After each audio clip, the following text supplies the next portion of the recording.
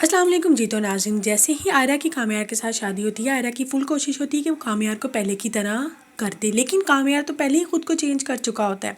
आयरा जैसे ही कामयार के करीब आने की कोशिश करती है तो कामयार उसके साथ मुंह फेर देता है, जिसकी वजह से आयरा को शदीद झटका लगता है। वो कामयार का हाथ पकड़ने की कोशिश करती है, लेकिन कामयार उसका हाथ धत्कार देता है।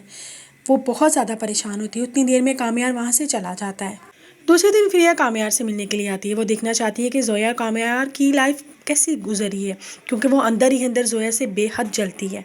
लेकिन जैसे ही वो कामयार के साथ आयरा का रवैया देखती है तो उसका दिल बेहद खुश हो जाता है।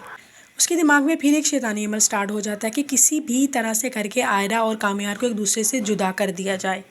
आयरा कामयार के लिए कॉफ़ी बनाकर लाती है, लेकिन कामयार कॉफ़ी की तरफ देखता नहीं बल्कि वहाँ से उठ के चला जाता है। उसी टाइम फ्रिया को सोच आती है कि यही मौका है कि मैं इसको आलियार के ख़िलाफ़ कामयार के ख़िलाफ़ भड़काऊँ। वो उठती है और आयरा के पास चली जाती है। वो उसे कहती है कि आयरा, ऐसी मोहब्बत हासिल करने का क्या फ़ायदा, अगर इससे बेहतर था कि तुम इसके साथ शादी ना करती। अगर तुम्हारी जगह कोई और लड़की होती तो इस वक्त सबसे ज़्यादा इंसल्ट होनी थी, लेकिन तुम फिर भी बर्दाश्त के साथ खड़ी हो।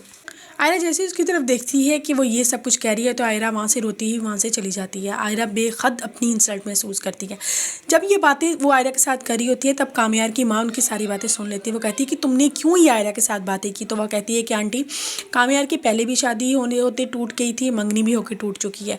ना वो लड़की आपको पसंद है ना मुझे पसंद है। अगर आप मेरा साथ दें तो हम इस लड़की को अपने रिश्ते से हटा सकते हैं। कामयार की माँ कहती है हरगिज़ नहीं। कामयार क्यों आखिरकार दूसरी शादी करेगा। वो कहती है आंटी, अगर आप मेरा साथ दें तो इन दोनों के दरमियान पहले ही ऑलरेडी इख्तलाफात चल रहे हैं। अगर हम ज़्यादा इन दोनों के दरमियान इख्तलाफात पैदा कर देंगे तो फिर तो कामयार खुद ही आयरा को अपनी ज़िंदगी के बाहर निकाल फेंकेगा।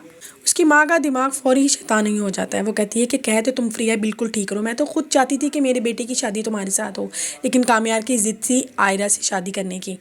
अभी वो दोनों बातें कर रही होती है कि कामयार की दादी उनकी सारी बातें सुन लेती है। वो जल्दी से आयरा के रूम में जाती है, उसे कहती है कि तुमने कहा क्या, तुमने फ्रिया और कामयार की माँ की बातें सुनी है। तो आगे से वो रो रही होती है। वो कहती है कि मुझे इन दोनों की बातों से कोई फ़र्क नहीं पड़ता, मुझे फ़र्क पड़ता है कामयार से।